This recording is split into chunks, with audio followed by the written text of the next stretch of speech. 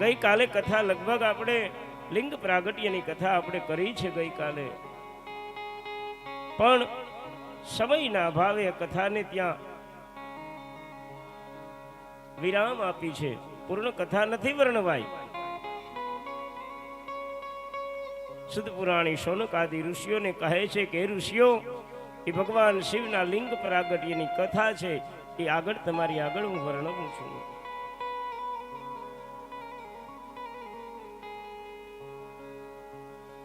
મહાદેવના લિંગના પ્રાગટ્યનું કારણ તો છે બ્રહ્મા અને વિષ્ણુનો વિવાદ. ગઈકાલે જે આપણે ચર્ચા કરી છે, મોટાઈને મેળવવા માટે થઈને જેણીએ યુદ્ધ કર્યું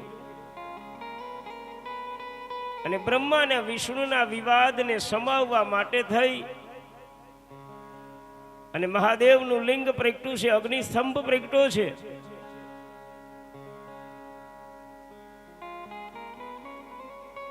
બ્રહ્મા વિષ્ણુ હોડમાં ઉતરા, આખી કથા આપણે કરી છે. અને ગઈકાલે છેલ્લે છેલ્લે મેં એ પણ કીધું છે કે આજકાલ આપણે જે મંડપો થાય છે, યજ્ઞ મંડપો, એ પણ શિવ પૂજા જ છે. કારણ કે જે મંડપનો સ્તંભ છે એ મહાદેવનું લિંગ છે, ઉપર ચોગઠ રૂપે 5 હેલવાળી ચોગઠ હોય છે, એટલે બ્રહ્માજીનું પ્રતીક છે, અને નીચે ભગવાન વિષ્ણુની સ્થાપના કરવામાં આવે છે. આ મંડપ એટલે મહાદેવની પૂજા, ત્રિદેવની પૂજા. પણ આજકાલ દુઃખની બાબત એ છે શું કે લિંગ પ્રાગટ્ય છે ને એ વિવાદને સમાવવાથી હતું. આજ મંડપ થાય એટલે ગામમાં 2-3 તડા પડે, આ તકલીફ વાળું છે, ફાટા પડે. નહીતર આ યજ્ઞ મંડપ છે જ્યાં મહાદેવનું, જ્યાં ત્રિદેવનું પૂજન થાય. એ ગામની અંદર તો જે ગામમાં આવો યજ્ઞ થાય ત્યાં તો શાંતિની અનુભૂતિ થાય, વેર ઝેર હોય તો મટી જાય. અને ધર્મ ધ્વજની છાયામાં વિવાદને સમાવવાની વાતો છે. આ તો ધર્મ ધજા છે. પણ ખેર એ વાત ચર્ચા ઉપર નહીં, પણ મારું કહેવાનું એ છે ક્યાંક ને ક્યાંક આપણી ભૂલ થાય છે આવા કાર્યની અંદર. અને આપણે ભૂલ કરીએ એને કારણે આપણે પરિણામ જે જોતું હોય, જે રિઝલ્ટ જોતું હોય એ મળતું નથી. ક્યાંક ને ક્યાંક આપણી ચૂક છે.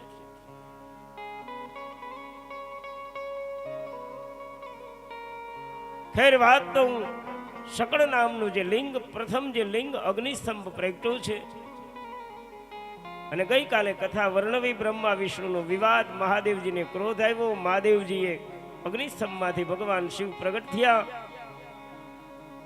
અને ક્રોધાવેશમાં મહાદેવજીએ ભ્રમરમાંથી ભૈરવ નામનો ગણ ઉત્પન્ન કર્યો છે. અને ભૈરવ એટલે સ્વયં મહાદેવ, રુદ્ર સ્વરૂપ, તીક્ષ્ણ દ્રષ્ટા રુદ્ર સ્વરૂપ ભૈરવાય નમો નમઃ. ભૈરવને ઉત્પન્ન કર્યા છે. ભૈરવને આજ્ઞા કરી, ભૈરવે બ્રહ્માનું મસ્તકને છેદ્યું. જે મુખ ખોટું બોલ્યું તો એ મસ્તકને છેદી નાખ્યું. વિષ્ણુ ભગવાને પ્રાર્થના કરી, બ્રહ્માજીને મૃત્યુદંડની સજાથી બચાવ્યા છે. અને પછી બ્રહ્મા અને વિષ્ણુએ 16 મહાદેવની પૂજા કરી. મહાદેવ પ્રસન્ન થયા. બ્રહ્મા વિષ્ણુને વરદાન આપ્યા છે. વિષ્ણુને શિવની એકતા સમાનનું વરદાન આપ્યું છે કે આપણે બે એક સમાનતા થાય, આપણી જગતમાં તારી પૂજા થાય, તારા મઠો થાય, મંદિરો થાય, ઉત્સવ થાય. આવી વિષ્ણુ ભગવાનને વચન મારા મહાદેવજીએ આપ્યું છે. કેવડાના પુષ્પને તિરસ્કાર કર્યો છે. એવા સમયે દેવતાઓએ આવી મહાદેવને પ્રાર્થના કરી. ભગવાન શિવ પ્રસન્ન થયા. મહાદેવજીએ દેવતાઓને કહ્યું છે, દેવતાઓ માગો. દેવતાઓએ કહ્યું છે, પ્રભુ આજ તમે લિંગ રૂપે પ્રગટા છે, અને તમારી પહેલી પૂજા બ્રહ્મા અને વિષ્ણુએ 16 પૂજા કરી છે. પ્રભુ 24 કલાક રાત ને દિવસ તમારું પૂજન કર્યું, માટે આજનો દિવસ આ જગતની અંદર ખ્યાતિ પામે એવું વચન આપો. મહાદેવજીએ વચન આપ્યું કે આજનો દિવસ શિવરાત્રી તરીકે જગતમાં પ્રખ્યાત થાય. અને તે દિવસથી શિવરાત્રી વ્રત જગતમાં ખ્યાતિ પામ્યો છે. અને મારા મહાદેવનું વચન છે, જે જીવ મહાદેવ શિવરાત્રીનું વ્રત કરે, કારણ કે મહાદેવનું વચન છે કે આખું વર્ષ પૂજા કરવાના જે ફળ મળે નહીં, માત્ર એક શિવરાત્રીને દિવસે તમે પૂજા કરો ને, મહાદેવનું દર્શન કરો તો તમને એ ફળ પ્રાપ્ત થાય. આ મહાદેવનું વચન છે. અને આ તો એક શિવરાત્રી. અને હું તો દરેક સનાતનીને કહું, દરેક સનાતનીનું કોઈ મોટા મોટું પર્વ, તહેવાર, ઉત્સવ અને જો વ્રત હોય ને તો શિવરાત્રી વ્રત છે. એનાથી જગતમાં મોટું કોઈ વ્રત નથી. આ જગતના બધાય વ્રતો પછી જૂનામાં જૂનું અને વ્રતોનો રાજા હોય ને તો શિવરાત્રી વ્રત છે. બીજા વ્રત રેવાય તો રેવા, ન રેવાય તો ન રેવા, પણ શિવરાત્રી વ્રત અચૂક દરેકે કરવું. શિવરાત્રીના દિવસે ઉપવાસ કરી મહાદેવનું પૂજન દર્શન કરવા.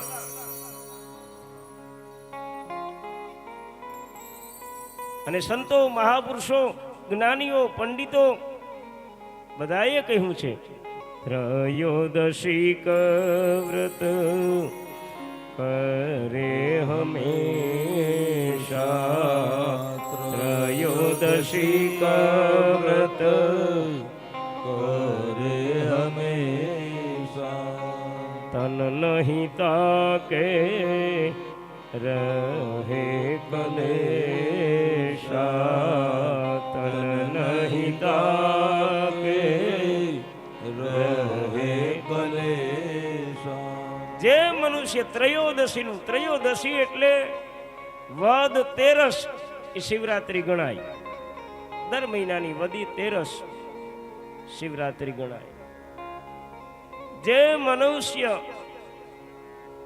અને મહા મહિનાની શિવરાત્રી તો છે, પણ દર મહિને શિવરાત્રી આવે ને માસિક શિવરાત્રી કહેવામાં આવે. અને શક્ય હોય ને તો બધાય શિવરાત્રીનું વ્રત કરવું, માસિક શિવરાત્રી, બધી શિવરાત્રીનું વ્રત કરવું. અને જે એના જીવનમાં ત્રયોદશી એટલે શિવરાત્રીનું વ્રત કરે ને, મારા મહાદેવનું વચન છે કે એના જીવનમાં ક્યારેય કલેશ નહીં આવે, ક્યારેય નહીં આવે. હવે તો ઘણા બધી માણસોને સમજાણું, ત્રયોદશીના વ્રત કરવા લાગ્યા છે. અમારે મૂળ માધુપુરમાં પૂછો ને તો અડધું ગામ રહેતું હોય છે માસિક શિવરાત્રી. દર માસિક શિવરાત્રી મહાદેવને દીપમાળા, રુદ્રીઓ અને વ્રતો કરે છે. મારા બાપ, જીવના કલ્યાણ માટે શિવના વ્રતો કરવા તો જીવનું કલ્યાણ થાય, જીવની પરમ ગતિ થાય. ત્રયોદશી વ્રતનો એટલો મહિમા છે, શિવરાત્રી વ્રતનો એટલો મહિમા છે. અને ભગવાન શિવજી અગ્નિ સ્તંભ રૂપે જે દિવસે પ્રગટાતા ને, એ દિવસ હતો માગસર માસની આદ્રા નક્ષત્ર.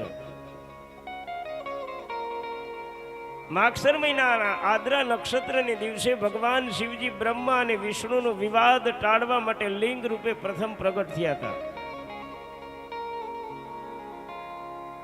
અને તે દિવસનો એટલો જ મહિમા છે.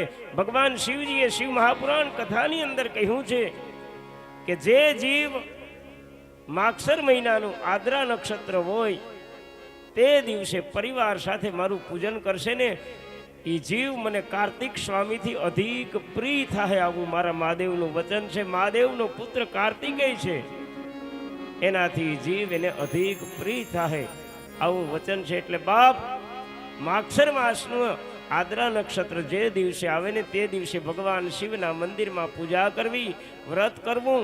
દીપમાળાનો તે દિવસે બહુ મહિમા છે. મહાદેવના મંદિરમાં દીપમાળા કરાવવી, રુદ્રી પ્રસાદ કરાવવા. અને આજકાલ ઘણા બધી માણસો એમ કહેતા હોય કે આ મોબાઈલ સારો નથી, મોબાઈલ સારો નથી. પણ મારા બાપા, મોબાઈલનો યુગ એટલો આવ્યો કે આજ માણસોને માગસર મહિનામાં આદ્રા નક્ષત્ર કેદી છે ને ખબર પડે છે, ને વયું જાતું કોઈને ખબર ન પડતી. ઘણા ખરા તો પૂજારીઓને ખબર નહોતી કે માગસર મહિનામાં આદ્રા નક્ષત્રમાં હું છે, પૂજારીઓને ખબર નહોતી. ટેકનોલોજીનો યુગ બહુ સારો છે, તમને ઘણી જાણકારી ઘણી માહિતી જીવનમાં મળે છે.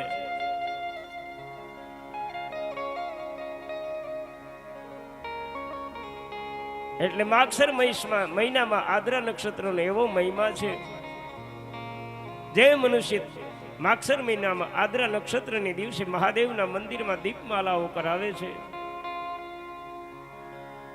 બિલ્વ વૃક્ષની આગળ દીપમાલાઓ કરે છે, મારા મહાદેવનું વચન છે એના જીવનમાં અંધકાર ક્યારેય નહીં આવે.